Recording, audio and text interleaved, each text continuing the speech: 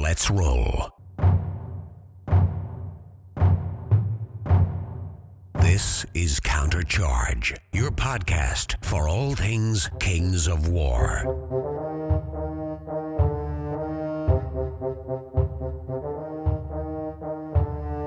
Join your hosts as they delve into the world of Mantica and bring you in-depth coverage of all things Kings of War. This is Countercharge, and I'm Kyle Timberlake. And I'm Tom Annis. And I'm Jeremy Duvall. And that's right, I have two Basilean aficionados. And we're going to be doing, I know you guys have listened to the completely fair-minded, balanced, non-alcohol influenced Elf review with Keith Randall and Mike Austin. So next on that sort of list is going to be our first impression Basilean review. And on the show I have Kyle Timberlake from the Southern California region, and then Tom Annis from Texas. How are you guys doing tonight? Doing good. Busy Halloween weekend, but ready to talk Kings of War. And how are you, Tom? Is your house isn't burning or in an earthquake or anything? You're good?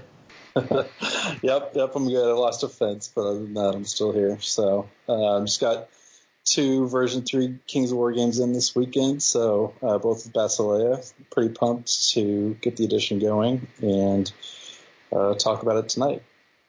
So first off, I thought we would do, we've kind of given our thoughts, but you guys haven't really been on the show since 3rd edition came out. So Kyle, why don't you go first? What are your first, before we get into Basilean specifically, did you have anything that jumped out at you looking at 3rd edition, or any sort of just general Kings of War takeaways now having had a chance to look at 3rd a little bit?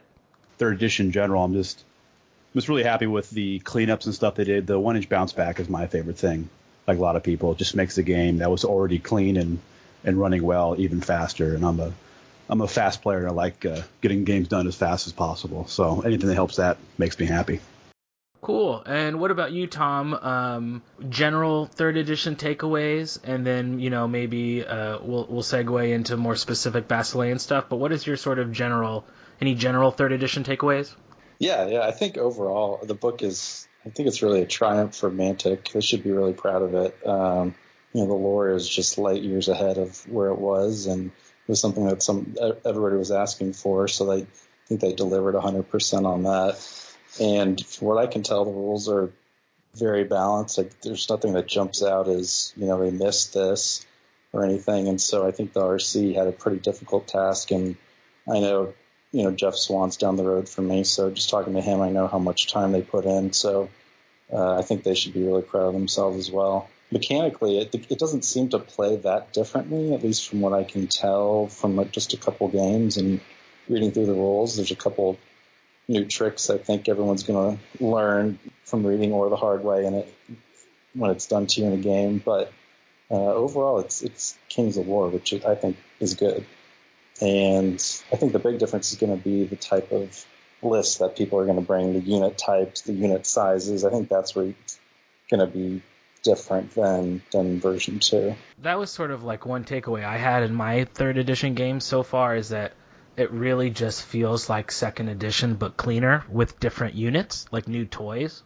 I would have to say, too, I think, my initial impressions now having been with the book for a little while is, from a lore art perspective, it is a very, very beautiful book. You can tell all the effort put into it.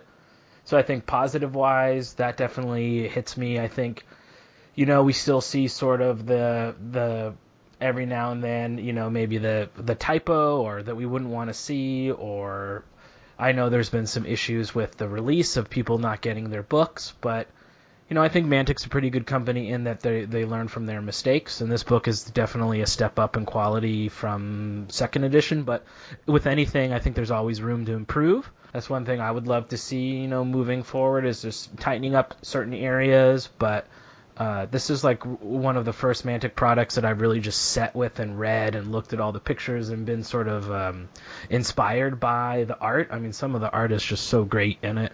So in general, I'm pretty much all positive as far as my initial impressions, with maybe just a little bit of hoping they, continue to tighten up their distribution on big launches like this, tighten up a little bit maybe on the editing side, but it definitely is like what Tom said. You could tell all the hard work that went into this book, so I'm pretty excited. Yeah, so first off, why don't we do, what we're going to do tonight is we're going to kind of talk a little bit about, the army lists in 3rd edition are divided into like infantry, range infantry, large infantry. So we're going to sort of go through each of those sections and kind of do like we're not going to read stat lines or go unit by unit, but we're going to talk a little bit about what are the big winners, what maybe are some of the big losers, what's changed, how's that going to affect Basilean play style, stuff like that. But first, you guys kind of have mentioned a little bit, but you know how when we did the army review, the Basilean army review, we did sort of the 15-minute elevator pitch, why play Basileans? Tom, why don't you go first? Has your 15-minute Basilean elevator pitch changed since 2nd edition, and if so, like, what's your new sort of pitch on if someone's asking you, why do I play this army in 3rd edition? That's a good question. I think my pitch would be for 3rd edition, at least, assuming you're familiar somewhat with how Basileia played in version 2, is to me it plays a lot more like what the lore says it should play like. It's not going to be like I was doing a couple Elohi hordes, a couple knight regiments, and chariot regiments, all the fast stuff. I think you actually do need to bring infantry that have a strong list in version 3, and that to me is how the lore always read. Just normal guys on the front line and then being saved by either the paladins or the Elohi coming in at the right time. So that would be my pitch, I think. And what about you, Kyle? I know, and it's kind of like spoiler alert, but your sort of style of Basileans that you've played pretty much all through 2nd edition is, I think, as we talk about the new army sort of structure, you must be a pretty happy camper right now because you've already been playing some of these things, which are maybe you've gotten a little bit better in 3rd. But what would be your sort of pitch if someone was going to be like, hey, why should I play Basileans in 3rd edition? Yeah, well, it's all part of my master plan for years now to change the list to my play style because I'm that good. But I think the big thing with Basilean now is, do you like your enemy bouncing off your units and then healing all the wounds they did and then punching them in the face with various different ogres and dragons and flying angels and things like that? Come join our side. We have cool fragments you can eat and take wounds off as well. Yeah, I mean, I really think it's fitting that the first section that we're going to talk about is the infantry section, because I think, as both you guys sort of alluded to, this to me is the biggest change in the general direction of the army. Not to say that you couldn't have played a Basilean army previously with a strong infantry center, but I think its Alpha Strike and its speed elements and components were just so good. Not that many people played infantry, but I mean, for me, and let's do sort of like the big winners first, and then we'll talk about maybe some of the infantry that didn't do super great. But for me, I think one of the big winners for the infantry section is Paladin Footguard, and sort of that addition of being able to give one of them the Defender upgrade, which gives the 6-inch elite aura. So I think we're already seeing it already, Tom, right? Is a lot of Basilean players are sort of switching to that multiple Paladin infantry regiments as a formidable center in their lists. Yeah, we have a nice little Basilean mafia going. I'll talk to each other on Facebook, and I think we've come up with our first net list, quote unquote, which includes 3 regiments of those guys. It just jumps off the page as the obvious way to build Basileans, and I think that grind is definitely the strongest version of Basileans in version 3. Arguably, it was the strongest in version 2 as well. For me, at least, what really makes an infantry grind list work are the Palace Ogres, which I know we'll talk about a little bit later. But just as an overall thought, the reason I didn't do grind in version 2 as much is because I felt like the speed with the Knights and the Elohi, which would be your second wave coming in, was kind of wasted, and so I shied away from that a little bit. But now I think, it's going infantry anyway. Palace Ogres only came out, in the last Clash of Kings edition. So I think they were too late to really affect the type of list we were seeing. But now that they're here, they're regular, and the other infantry is all really great. It's just, it's light years ahead as a grind on, I think. Yeah, it has all these components, like you said, some that are outside of the infantry section, and we'll talk about. But you mentioned it, Kyle, the Aegis fragment, which is the sort of the army-themed Basilean upgrade that for 5 points you get an additional Iron Resolve point. And that may seem sort of like small, but like you said, Basilean is about like chipping and reverse chipping. So you reverse chip off damage in so many ways, and we did it in the past with Iron Resolve and Heal, but now you have Iron Resolve, you have additional Iron Resolve from the Aegis fragments, you have healing auras from Samachris, our phoenixes, so it seems like we're going to be able to, like you said, just grind off that damage. There's just more ways now to chip away at that damage. Yeah, I mean, if you think about it, if they pass their nerve check and you have healing auras, they'll be able to heal 3 damage off before you even cast any heal spells. And I think it's going to be one of those armies people are going to have to plan to absolutely guarantee a kill of each unit, or they're going to run into problems of just a swamp they can't get through. And 15-17 nerve on defense 5 is pretty good, and then also it gives you the really interesting, which is like a recent wrinkle is you can always, if you want to really take advantage of that elite, you can drop maybe 1 or 2 or of the additional units of Paladin Footguard that are getting that Defender aura, give them +1 crushing strength, which could be nice because when you do bounce, getting a Paladin regiment into a flank, 24 attacks on 3s with elite and crushing 1, and then if you Bane Chant, crushing 2, I mean, that's all of a sudden you've turned in this sort of like infantry wall into, that's like a legitimate hammer stats. Yeah, I read the Forlorn Guard a lot in version 2, and their thing was they were same stats as Paladin Footguard, but fearless with crushing 1. And the amount of side charges they got off and just destroyed things with that was pretty big. And putting a lead on top of that is going to make them pretty scary. And I think Tom has a good idea with the 2 guys with crush 1 and then 1 regiment as the defenders with defense 5. And if you can protect them correctly and get good charges off, they're gonna munch through things pretty well. I do think there might be something to do with multiple troops of the crush 1 versions. It might be a bit harder to play, but having multiple of those units get the elite aura, there's something possibly there. I mean, definitely have to play test that a lot, but there's one thing I was thinking.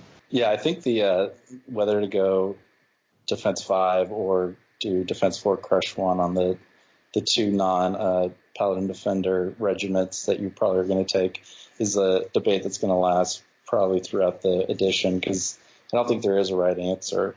Defense 5, from what I can tell, is just really, really powerful in this version. And so, the hammers hit less hard, which is just exacerbated when your defense is higher. But at the same time, especially if you're running a list which doesn't have Bane Chant in it, I think the Crush 1 is really valuable, and the Elite just makes it go, even further. And so there's pluses and minuses to both. I think the Aegis fragment is pretty auto-include. It's just really good. From what I understand, you can choose when to use it. So if you get, some early shooting damage, maybe you don't use it then because you can heal before you get into combat. And then that one critical charge when you really need to heal, you get a big heal, you can pop it for 2. So it's really, really good, I think. Yeah, I think pretty much any unit that can take it is going to take it. I mean, it's really, would you take an automatic free heal 2 on a steady nerve roll for 5 points? I mean, that's like the best thing you can expect from the healing brew. Yeah, it's actually better because I think the healing brew is you have a chance of getting 1 or 2. So exactly. And the last thing that I can think of why regiments are so good is there's a little trick now where if you have, let's say you have 1 regiment and then in the middle We have two regiments, and in the middle is like a Palace Ogre a horde, something that can corkscrew. Now with the disengage rules, if something charges into your foot guard and bounces, well, they don't actually bounce anymore, they just stay there, which means you can disengage back an inch, and then that perfectly sets up the ogres to corkscrew in. So and that's not just Basileans, that's pretty much any infantry regiments with something in the middle that can corkscrew can pull off that trick, and that's a super powerful tactic, I think. Yeah, I think we're going to see a lot of experimenting with how the new engage rule can be used for tactical advantages. One other win before we sort of go into the lost, which unfortunately I think is a big loser for the Basilean list, is I still like Spearmen. Spearmen have and Men-at-Arms in general, but the Spearmen especially, they now come with a slightly reduced cost, but with lower nerve.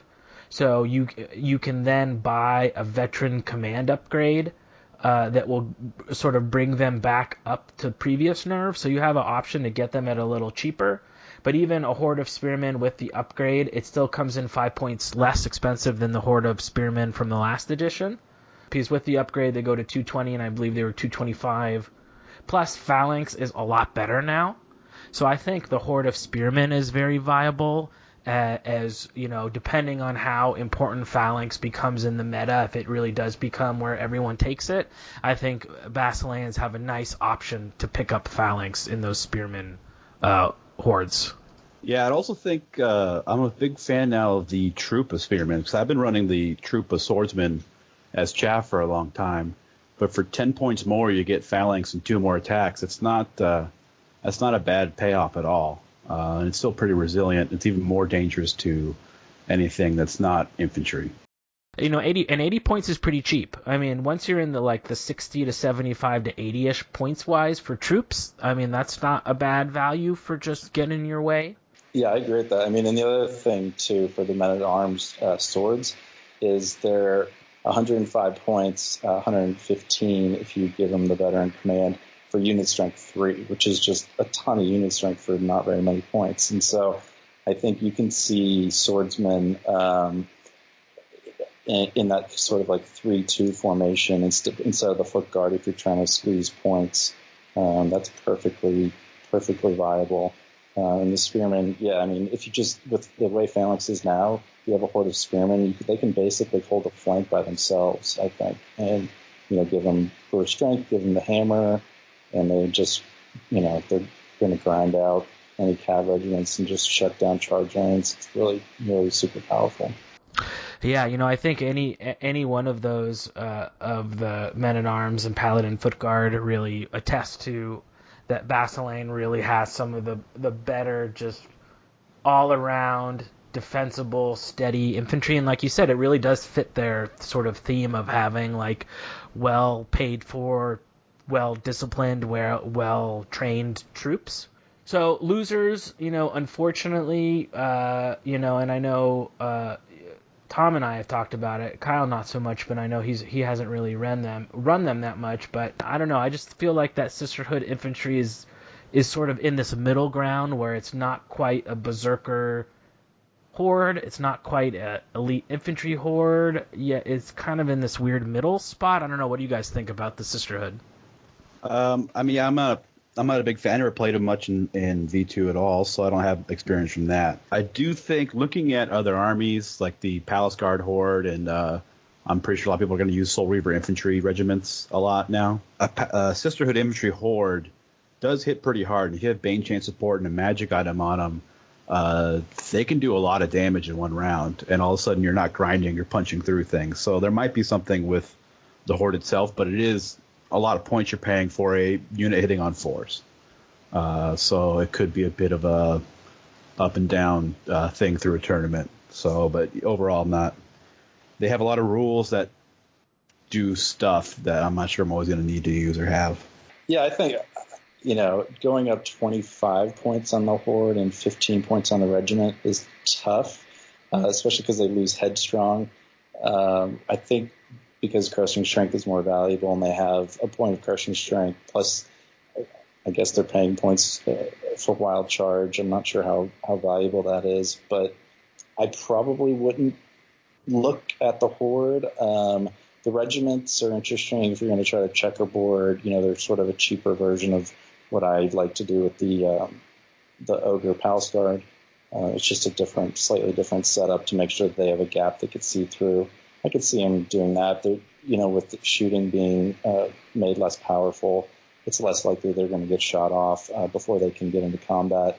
But I think where the real money is in the troops now, because they went up 2 attacks. They still have, the same stats and only went up 5 points. So I think it's a little bit more difficult to make it work, but I think the troops are pretty good. It can definitely be a part of a competitive list. It's just you gotta learn how to use them, which I honestly haven't figured out exactly how to do, but I recognize the value there. Yeah, I like them in the troop. That is a good observation, and that they do pick up a couple of those attacks. I think I'd like them a lot more, and I think thematically they would work more. Whether or not you make them fearless, I don't quite get taking away headstrong from them. But, I mean, like you said, we're still so early in the edition. I'll preface this again. These are all just like our initial thoughts, guys. This is what the three of us, having played and thought about Basileens a lot over version 2, we could be, in 6 months from now, we all could be totally wrong. So we're not saying anything's horrible or is going to turn out to be horrible for the whole edition. These are just our initial thoughts, what we sort of take off this sort of, first weekend of having the book and getting games in. So, okay, so next on the list is ranged infantry. I think the crossbows are pretty much still crossbows. You got pot shot, which I guess is nice. I think the Sisterhood Scout in a regiment, I played with this, and I really like this unit. At 160 points, I like being able to scout into terrain. They mentioned this on the Elf review on how you have to give a halt order in a terrain not to receive cover while shooting out of it that first turn. So I think Scout is very powerful on 4+ shooting in that you can move into terrain, get all set up so that first turn you're shooting on 4s. And, 10 attacks on 4s with Vicious is not bad. And they have steady aim. My only fear, and this hurt me in my game, which is their unit strength 2 as opposed to unit strength 3. So against any other regular unit strength regiment, they're going to lose out a board section or objective or whatever. But in general, I like the Sisterhood Scouts. What about you, Tom? Do you think, what are your thoughts on sort of these two ranged units? I think the Horde of Crossbowmen is slightly better because it's still defense 4. And all the piercing shooting has gone away pretty much, I guess, except for the sort of like the harpoon gun type units. And so it can return, sort of get into a shooting match and survive a little bit better. I think potshot as a role is okay. My thought was if you just let crossbowmen, all types of crossbowmen units move and shoot without penalty for the first turn, because they're kind of coming into battle with their crossbows already loaded. That was my fix for them. But they're fine. I mean, I could definitely see a Horde as a center of a battle line. The Sisterhood Scouts, they're, having the regiment size makes them really interesting because they're nerf 14-16, which negates their low defense somewhat because you're probably going to need to shoot them twice to kill them. And like you mentioned, that scout rule, really, some of these type of units don't have that, and I think the ones that do are slightly come out ahead just because of that halt cover change.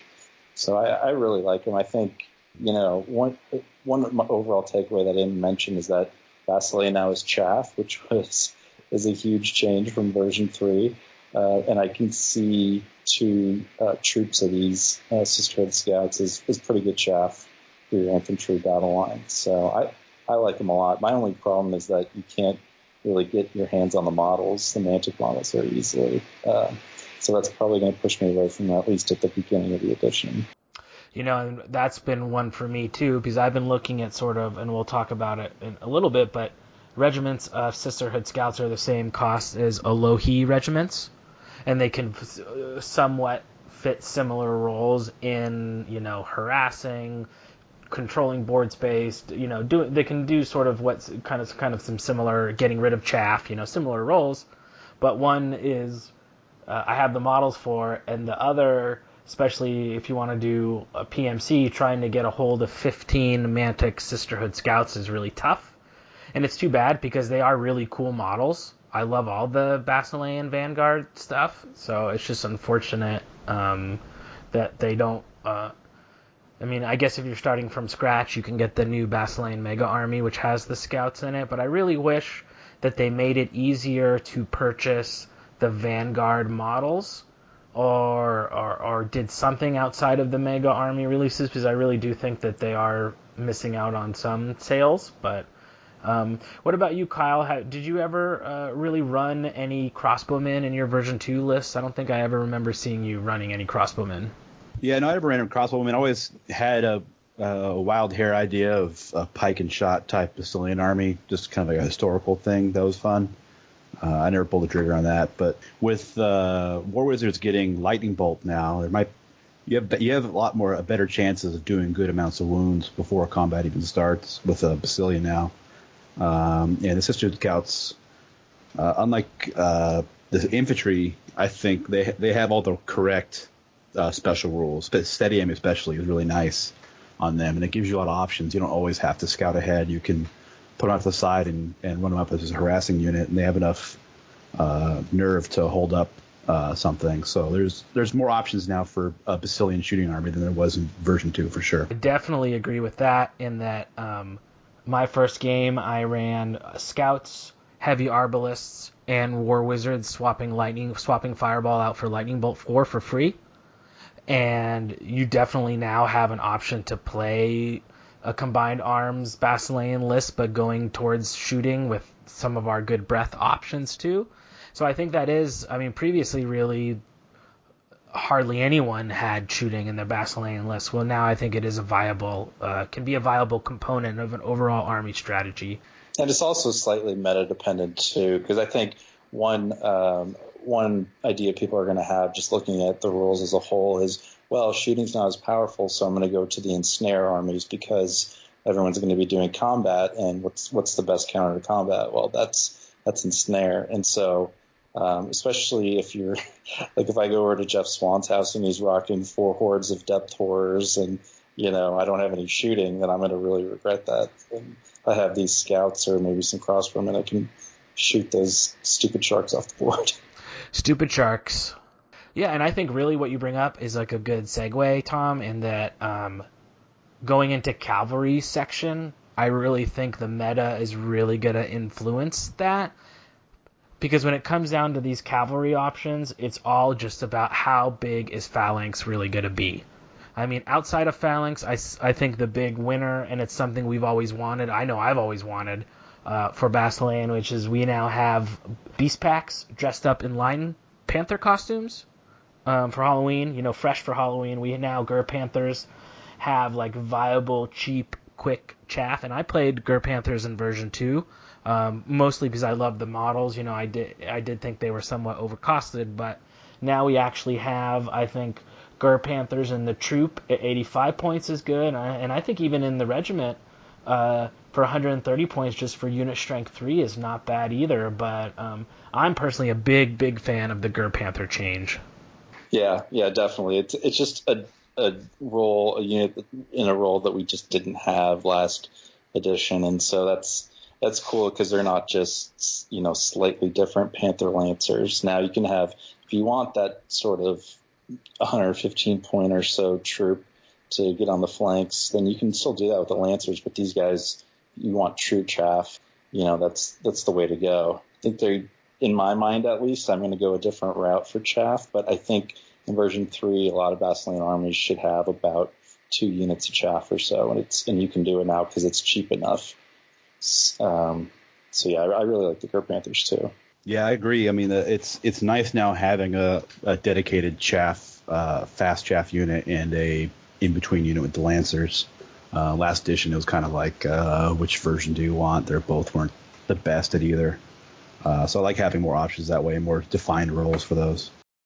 I mean, the Gur Panthers were good last time. You get in version 2, you get Gur Panthers into the flank, and all of a sudden you have 20 attacks on 4s with TC1 and Vicious. You could do damage, but that would only happen sometimes. Whereas when they would take a point of damage or two and then become wavered and then die, at that above 100 points level, you really don't want your on the 100 to 200 side point level of that 100 point chaff, like demarcation line. It's just, those Gur Panthers were just tough when you lost them. But for me, the next on the list obviously is Paladin Knights, and I think that this is going to be really dependent on how we see Phalanx. I know already, the Basilean Mafia is moving double. It is taking our 2 regiments of Paladin Knights from the formation and then putting them on a horde base. In that, at least that way you have options to grind against Phalanx units. But having played against Brenton and his 17 hordes of long axes that he brought in our last game, yeah, 17. It was crazy. So. Knights into Phalanx do nothing. It's just like, I'm like giving those orcs back massages. So, I mean, I like the Knight in a horde. That's where I'm thinking they're going to go, or they're probably still valuable as regiments, maybe if you're not playing against Phalanx. But the 16 attack Knight regiments, or like the non-Soul Reavers or non-Mounted Suns, or I think these sort of middle, like defensible but somewhat still semi-punchy Knights are good. But if you rely on Paladin Knight regiments to be your hammers, I think against a field at like an event, you're going to be hurting. Yeah, I think the Knight regiment's like a utility piece. It's a decent enough hammer that people are scared of it, but it's not going to be an army killer. But I also think with the new hill rule, putting them on a hill, having Thunderous 3 with the Strider item for 10 points, they're going to get a Thunderous 3 hitting on 3s charge on something. It's going to be scary. So that's something to use for. And then the Horde, that's going to be really meta dependent. I mean, it's scary as hell. It's super expensive. But if you get it off, just kind of like Hordes were last edition. I know Todd Serpico mentioned taking 2 Hordes. So it'll be interesting to see how those play out. So, okay, just backing up a little bit. I think Knight regiments are definitely still very good, and can be part of most competitive types of Basilean armies. The thing is, though, that you can't do what I was doing last version and basically rely on an army of all TC, because nobody took Phalanx in version 2, and so you could exploit that by taking a bunch of Thunderous Charge, because you knew you wouldn't be running up against Phalanx. Now, I don't know how prevalent it's going to be. What I've seen early lists from different army groups and different friends who've sent me their lists, or people are just fleeing from Knights because they're petrified of Phalanx, and they're trying to build their lists in a way where Phalanx doesn't matter. So that means a lot of large infantry, a lot of just regular infantry. And so it's a question about how much Phalanx are we going to actually see. I think because we have the Palace Ogres, we don't have to worry as much about Phalanx, because if you run into one of those armies, that has 1 unit or so, just deploy the Ogres across, and they're the perfect counter for Phalanx. What gets tough is if you run into like a triple Phalanx build, but Our 17 are the 17 Horde build too. Right. But even then, they're paying points for that, and they're going to be weak somewhere else. And so there's a way to overcome it, but you just can't build a list that could get completely blanked by that. And so you can't go all TC basically. I think where the Knight regiments are strong is like the Elite Vicious discount that all regiments get apply to Knight regiments, and so you can give them, I think it's 20 points, which is, I think, a steal. It's basically the formation, the Paladin Knight formation from last version, just a little, maybe 10 points more expensive, but it's still really good. And when you do that, they do 8 wounds of defense 5, which is my kind of definition of what a hammer unit is. And so I think they're perfectly fine. You can do Pathfinder and Strider. That's a really good combination if you don't want to do Elite Vicious. So I think they have a lot going for it. I've been testing the Night Horde early on with Crushing Strength. It's been working out pretty well, but I could easily see myself after a few more games going back to the Night Regiments just to be able to spread out a little bit more and get more board control. But I think either way has a role. And you bring up a good point, right? Is that with those tiered items, Night Regiments, since we don't really, Basileen doesn't really have a regiment berserker, I guess, if you did Sisterhood infantry, but Knights seem to me, if you want to go for the regiment discount on sharpness or strength or whatever, the Knight regiments would take that really well. And I think Panzer Lancers, Chariots are still okay, but again, it's all TC. And that's why at this point, it's just without knowing, it's like, I know that you're gonna take Phalanx. You know that I know that you know that I know that you know that I know that you know are going to think that Phalanx is bad, so I think you think it's good. It's going to be that meta of like... Right, the iteration, yeah. Yeah, of like how much Phalanxes are going to be knowing that everyone's trying to anticipate what someone else is anticipating, So it's just something I think at this point it's just too early to know what we're going to see, but it's going to be interesting to see that play out, being that a lot of our cavalry in general relies on that Thunderous Charge, so... Just going to be interesting, It was nice to see that the Thunderous Charge only losing the 1 point, that had gotten sort of errated is now part of the main game.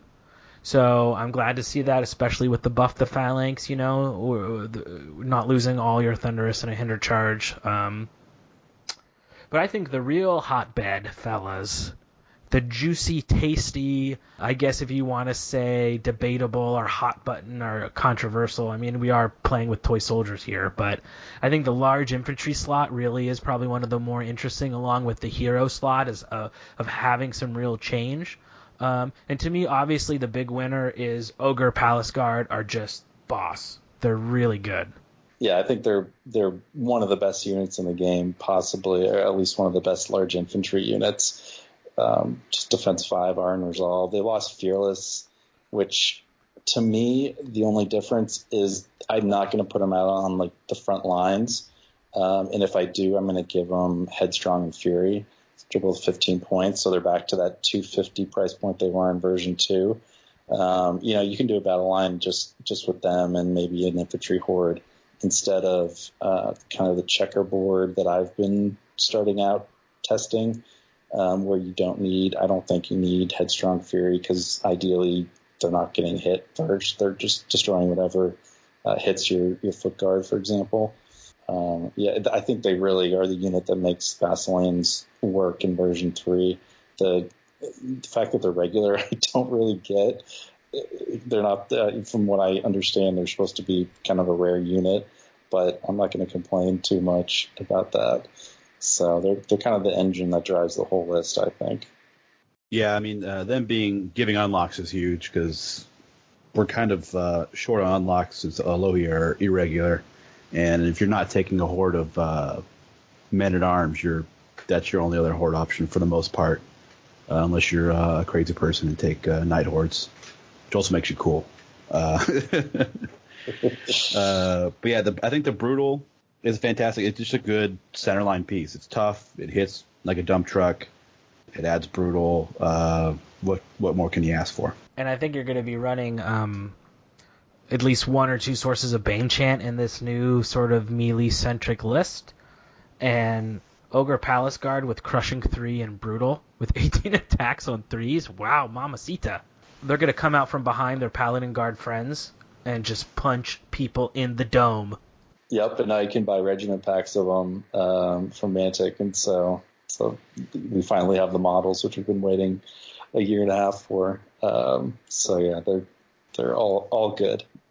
And I think they're probably one of the biggest winners as far as the whole army, I would say. I think in the Basilean army review, guys, we talked about the concept of the Halo unit, right? The sort of the unit of why you play the army. And I think previously it had been the Alohi, but I think that crown has sort of been passed to the Palace Guard. Yeah, I can see that. It's definitely an eye-catching unit. It's nice that Basilia we have a lot of good choices that will attract people, but the Ogre's Palace Guard is just a great unit to have. You're never going to do a bad job if you take at least one of these units. And then next, I know that there's been a lot of talk about it, about the Elohi, and I think that if you ask any Basilean player, they're going to talk to you not that it sucks or that it's untakeable, but it's just role has changed. Whether or not you agree or disagree with what its role was before, and you didn't like what its role was before, which was smashing you in the face and you go home and cry to your mama, its role has just changed. So I think Basilean players who maybe have expressed not liking it is just more of just saying it's not like what it was. I still think it's a great unit. I think, as we've talked about before, and I'm curious to get your guys' thoughts on it, but I think the regiment is good. I think I actually probably like the Horde still. Maybe with Brew of Strength, you put it on a flank as just like denying board space to your opponent, but it's just like a different unit, I think, now than what it was. People have been complaining about it? As Michael Jackson says, you got to start with the man in the mirror, Tom. Yeah, I think you're right with the Brew of Strength being on the Horde. If you think about it, it's 310 with the Brew of Strength. And if you talk to a V2 Basilian player, it's like, hey, do you want to swap the Thunderous Charge with Crushing Strength for 10 points? They'd say yes every time. So if you think about it that way, that's how I'm thinking of it right now. The Regiment's idea is pretty interesting, too. You can kind of not worry about taking characters and just use them as your inspiring while also being a decently good threat for side charges and things like that.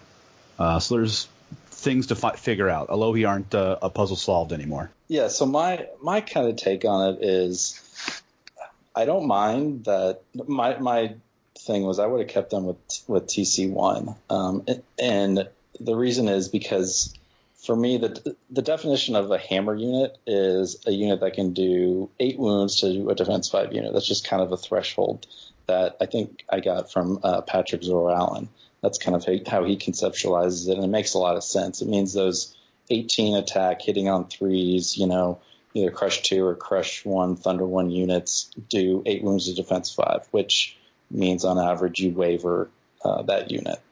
And so the fact that they lost the Thunderous 1 means that they can't do that. I think they do 6 wounds now to defense 5. So to me, they're not a hammer unit. And so you can give one of them Crushing Strength and get them back up to that threshold, but you can only do that once, and you have the opportunity cost of not giving Brew of Strength to, like your Knights or something else, which I think is something you're really going to want to do. And so, losing Nimble it's rough. I'm not going to lie. I've been playing with 2 regiments in my 2 version 3 games, and it's not even like going down 20 and the first turn and turning in, which I get people hated that, and it did feel like a little bit of easy mode sometimes. But it's just like those little maneuvers, backing up and pivoting to get in an arc or something. It's just that's what I'm going to miss about Nimble the most, not necessarily just the flying down the flank and turning in. But I get that. That losing Nimble's fine, irregular is fine. It should have happened instead of the formation last cockpack. But what really got me was I was thinking, well, okay, they just don't want flying hammer speed 10 hammer units anymore. That's fine.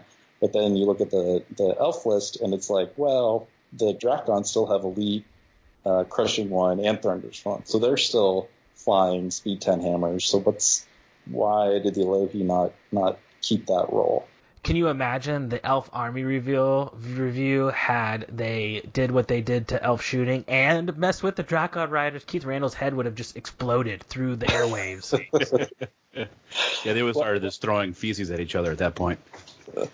Well, I sympathize with Keith because it's kind of the same issue. Like people are saying, well, the Archer unit dropped in points, so but the point is, it's not the points, it's the role. And so yeah, they're totally usable, and Archer regiments are fine, and Elohi are fine.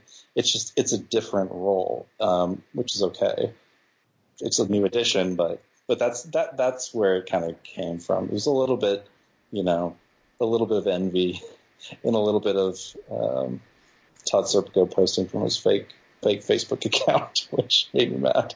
It's really like what you said about role, right? That I think that when roles change, you don't really know what that's going to do to an army until you get repetitions.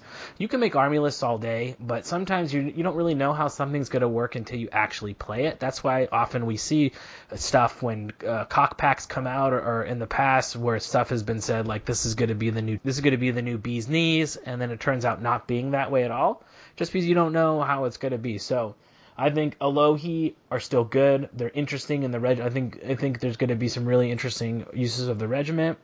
The Horde may still be good, but I just wonder how many times that Nimble was used in sort of these weird scenarios that, like, even thinking about it, I can't remember how I used Nimble with them until I played my first game with them, and I'm like, oh, I can't do that. Oh, I'm going to move them over. Wait a minute, I can't do that anymore. So I think we're just going to have to wait and see.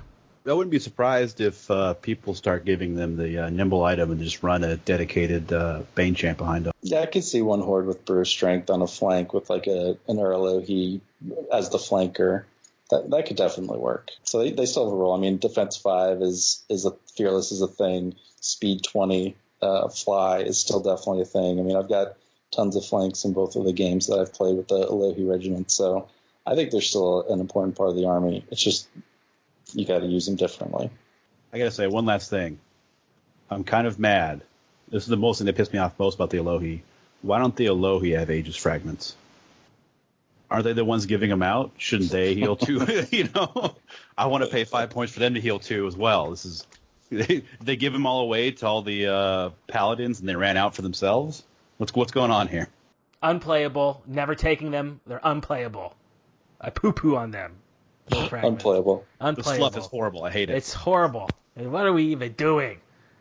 Okay, so next on, just going through the list, let's touch briefly on the one Basilean war engine, the heavy arbalist, that now has 2 shots on 4s, doing blast D3 for only 85 points. I think this is not a bad unit if you're wanting drops and then you want to do a little bit of shooting, if you want to go that way. I think that this... I've used these in my 3rd edition games, and I think I kind of like them. I think they're okay if you want to sprinkle in some shooting with these guys.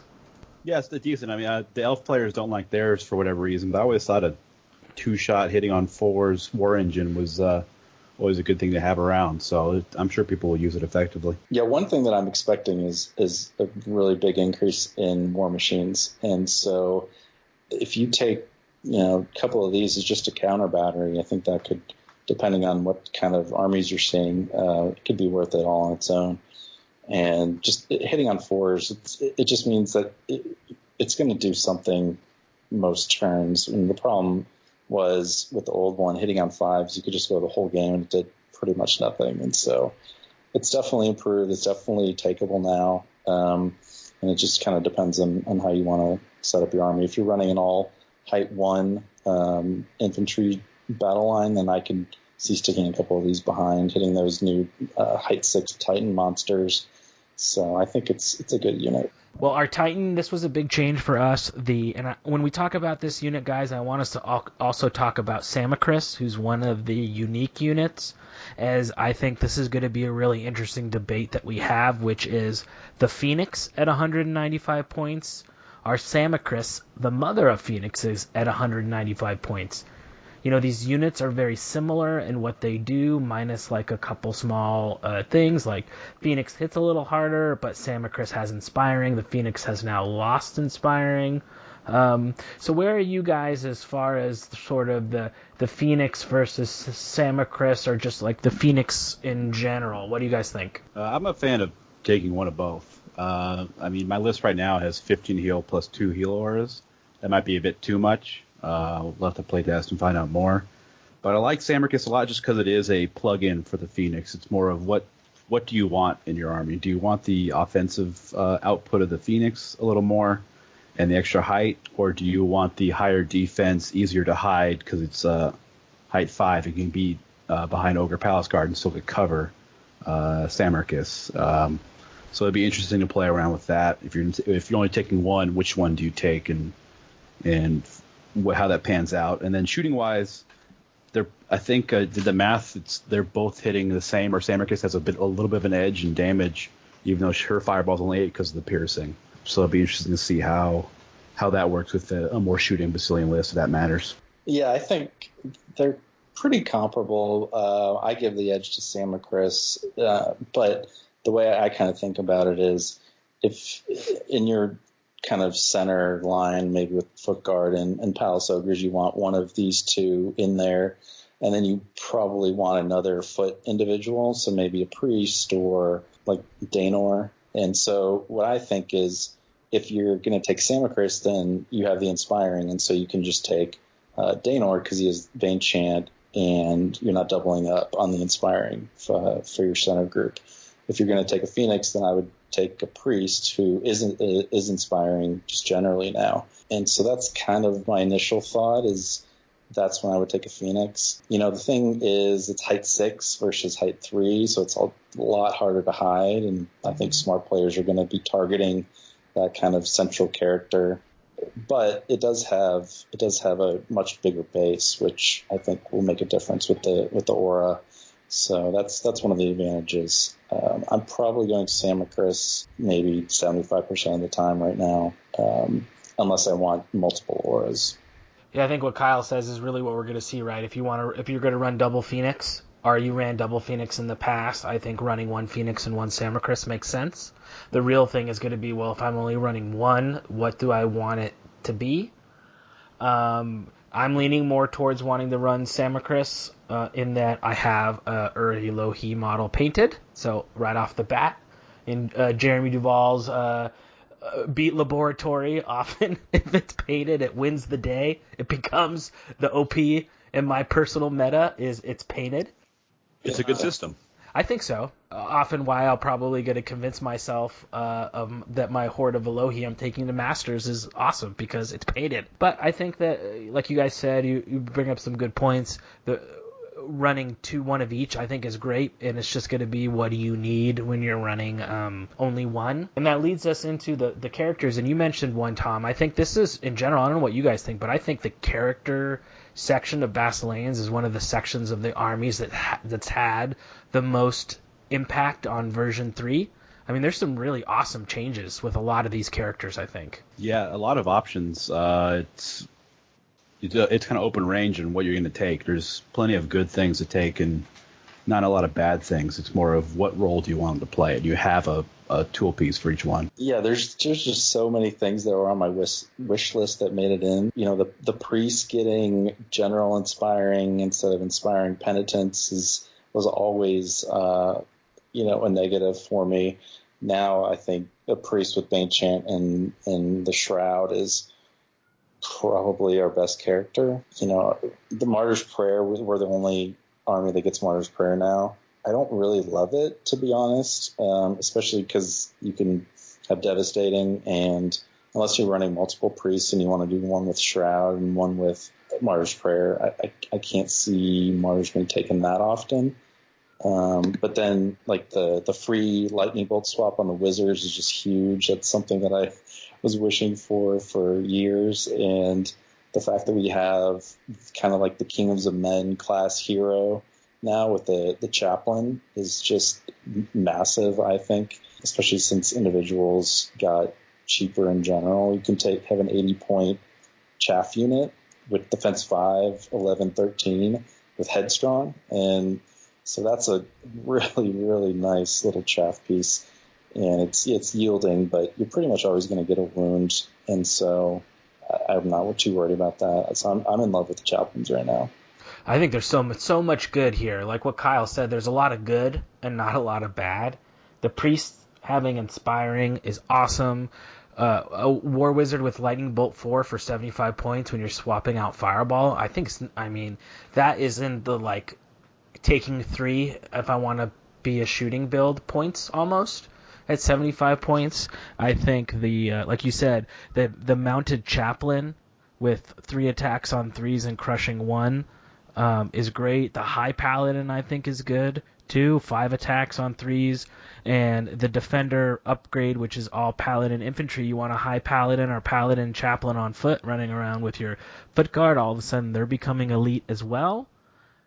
So there's a lot of like really good stuff here. I would say as far as losses, I'm not sold on the Abyss on a Panther Chariot change. I really liked her before. I'm not quite sure about her. And the same thing with I know, Tom, you were a big fan of the Mounted Abyss, but it's almost like, do you get what you got out of the Mounted Abyss out of the Mounted Chaplain? Yeah, I think it just depends. I can still see the Abyss as, one thing that I think Basilean players are going to have to learn or maybe learn again, is how to deal with like multiple dragon lists, which probably won't be as popular, but they'll still be out there. Usually it would just be, well, I'll just put my Alohi horde out there and dare you to come in my charge range. But now, dragons won't be scared of Alohi regiments, and everything else is going to be less than speed 10. So having a speed 10 individual is still really useful, and it's just like a slightly more efficient version because it has defense 4 and dragons are crush 3. So you don't really need defense 5 if you're going to try to ground a dragon for 2 turns. So I think that is when I would still take the Abyss. But losing Headstrong on her is pretty painful because that was always so clutch. She gets 2 more attacks, but loses the Thunderous from mounting her. So it's kind of a wash. So yeah, I'm slightly down on her, but I could see that changing as I play more. So we still have a High Paladin on a dragon, which is a sort of combo of the Elder Dragon and regular dragon. In previous lists, it's on a big base, your standard kind of flying dragon. It is dash 19, which I like. I do like now, I think one interesting change is heal can now be cast on self. And you can give the Paladin on a dragon heal 4, which is actually an Aegis fragment. So I guess the Alohi had enough fragments to hand out to guys on dragons, but still can't keep them for themselves. But having heal 4 on a dragon while you're flying around getting position, that's actually not bad, because that was one strategy. If you had a lot of shooting, you start plinking wounds off a dragon, so then when you get it in the combat, you can kill it. But heal 4 on a dragon, healing himself as he flies around, is pretty good. So I think this guy will be like sort of an interesting choice. I know Chris Fisher talked about the Horde of Elohi being sort of replaced by this guy as doing something similar to that, of flying up on your flanks, turning sideways, and then putting... You don't want this guy in your flank with 20 attacks on 3s with crushing dragon, So I think this guy's still good. Yeah, I like him a lot just because the heal is now an option instead of being forced on him, so you're not paying extra points if you don't want to. You made a good point of the heal can kind of make him self-sufficient. You can run by himself and do what he needs to if you want to, or if you don't want the heal, you can save points on it.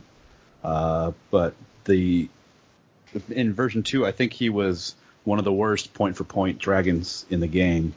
But now he's fantastic. He has his own role. The Fearless 19 is great. Give him the item to have him always heal 2 off of Iron Resolve.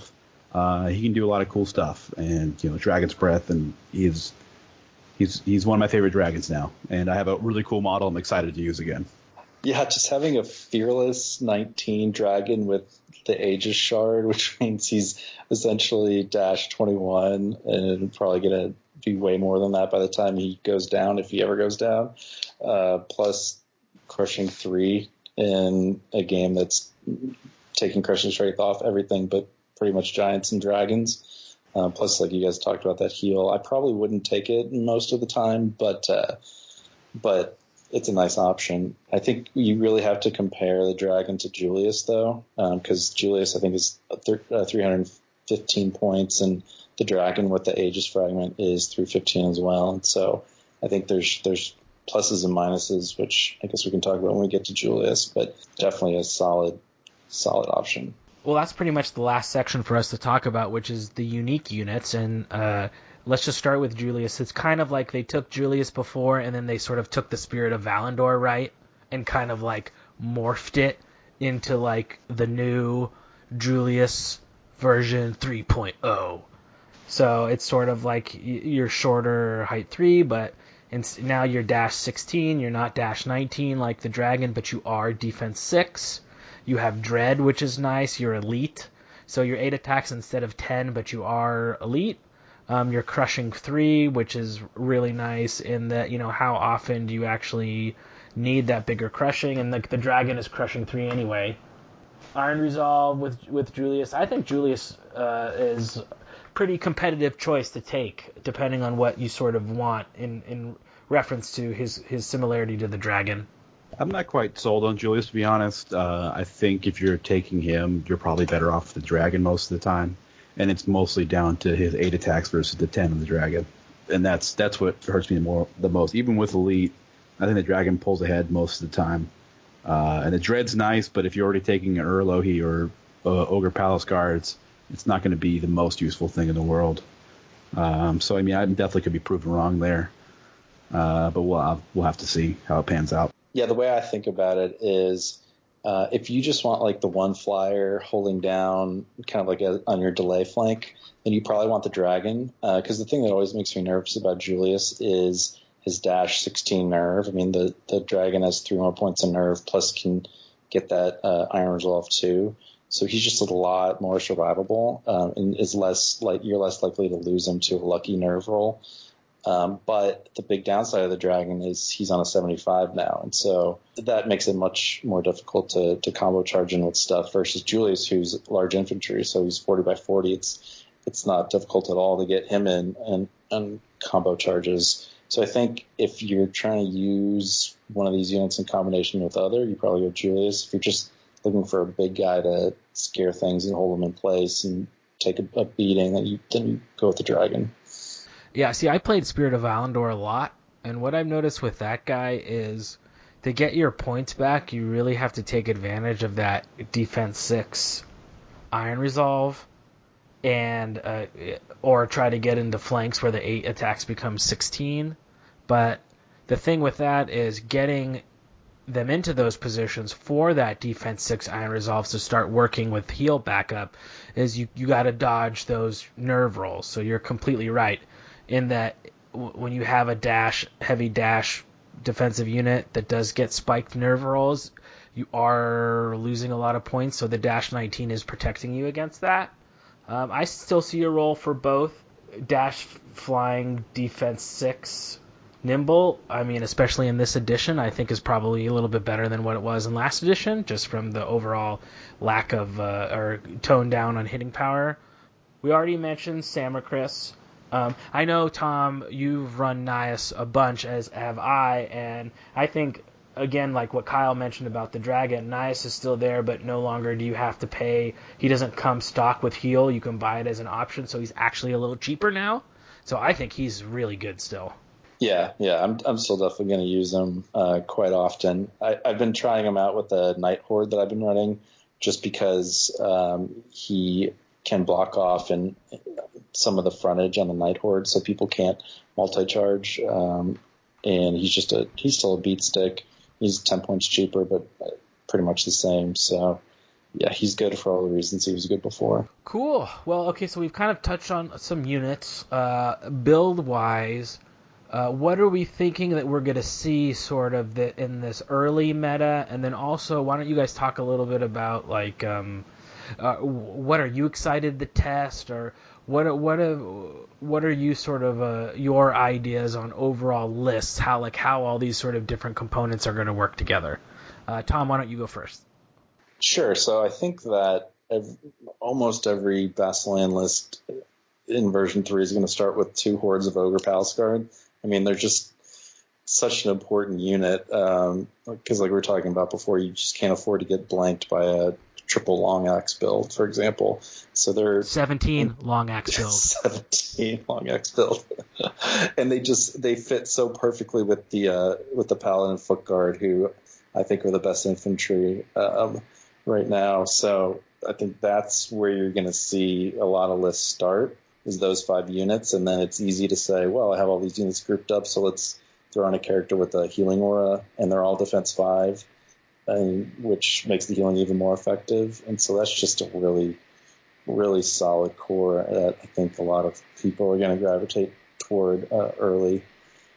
And then the question is, what do you put around that core? And that's not as easy to answer. I think you can go a lot of different ways. I've been doing, 2 Elohi regiments and then 2 pieces of chaff. So I've been doing the chaplains, two mana chaplains, 2 Alohi regiments, and then that's kind of it. Oh, and then I've been doing the Night Horde. So I'm gonna play around with it. It's just different pieces, but that's kind of what I think you're gonna see is a little bit of cavalry, that strong center infantry core, and then just units to play, delay on the flanks while the infantry gets into whatever game-winning position you need it to be in.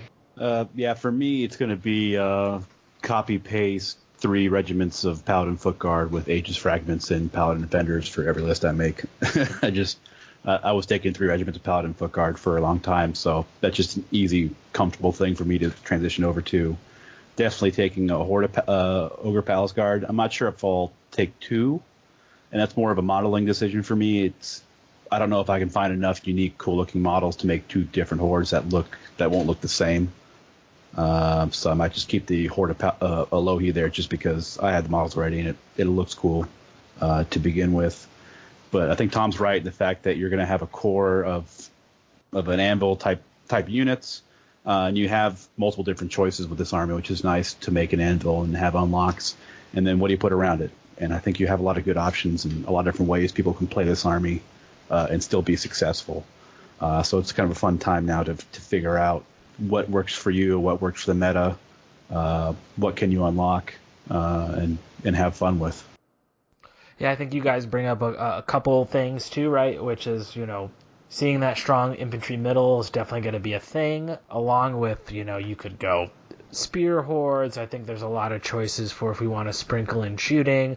I think that now our hero slot is huge in that we have so many great choices to pick now in the hero slot, when really, what were we talking about last time, which was, I wish some of these awesome hero models from Vanguard were more playable, because what heroes were we taking in the Basilean army before? Not many.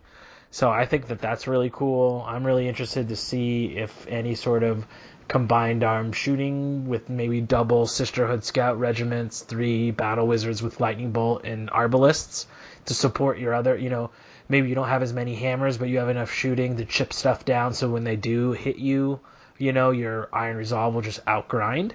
What I have definitely noticed in a lot of my lists, I'm seeing 24, 26, 27 unit strength from a Basilean list, which is very high.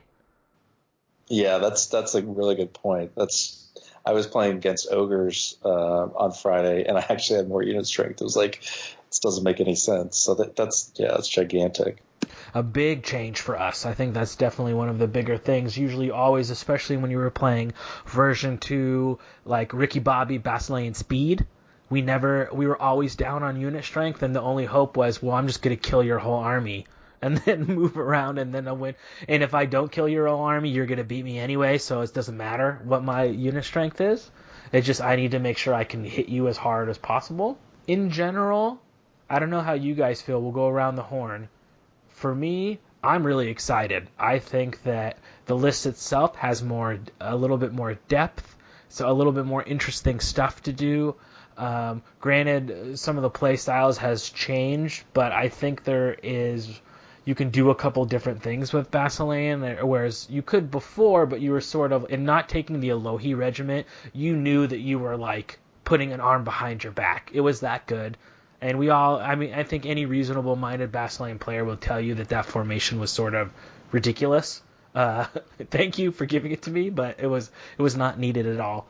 So I think that I'm pretty happy with the state of the list. I think there's a bunch of stuff to explore, and I still think it's one of the better armies in 3rd edition. What do you guys think? Yeah, I think it's probably a top 5 or so army. Just it's hard to tell. I mean, this early, and you don't know what people are going to do or what kind of tricks they're going to figure out with their own lists. But it just seems like a pretty good match for the direction I think the game is being moved toward. And so I'm pretty excited. I mean, I was ready to put down Basileia because I've been playing them forever, but now I'm excited again. And so I'll probably take them to the U.S. Masters and probably a couple tournaments after that next year, just because a new way to play is keeping the army fresh for me. Yeah, I agree that I was kind of Basilian out. I played him for 3 years straight, and with version 2, it's kind of like it was comfort food. I was comfortable with. I played my army, and I kind of almost on autopilot. I knew what to do, and where to go. But now it's a new thing to figure out, and I also like how there's a lot more options in the army to play now. There's a lot more, instead of must takes, of can takes. It's good to take this, but you can also take this, and you have a lot more flavor in the list overall, which gives, if you're bored of one style of play, you can stay in the same army and do a completely different style of play without having to buy a whole bunch of new models and change everything you know about an army and just keep things relatively comfortable while trying out vastly different play styles, and I like that. So we had made a post on the Hegemony of Basilea, the Kings of War Facebook group for Basilean players, but we pretty much covered most everything, but there's been a lot of great discussion in that Facebook group. So if you are a Basilean player and you're not a part of that Facebook group, definitely join it. It's a really good spot for hot, holy Basilean talk. Well, awesome, guys. I just want to thank you for coming on to do our army review. Hopefully you guys, the audience, enjoyed what we talked about. Like we said, we're going to be rapid firing these out as quickly as possible to just sort of get some initial impressions on armies. Once we get a couple tournaments, we will be bringing back List Builder Studio to do some more in-depth list design for third, once the footing gets under us and we have, we still, Armies of Panathor still has to come out, right, guys? Who knows how that's going to influence things. So this is Jeremy Duvall reporting live from Tom Annis's house, and it is not on fire, no matter what Steve Hildrew would have you believe. Love you, Steve. Yeah, we all do. So remember, keep counter-charging. Thanks for listening, and we'll see you next time on Countercharge. Please let us know what you thought of the show by emailing us at counterchargepodcast@gmail.com, on Twitter at countercharge15. If you enjoy the show, you can help others find out about it by leaving positive reviews on iTunes. Until next time, keep countercharging. Music is a composition of Kevin MacLeod and is licensed under Creative Commons.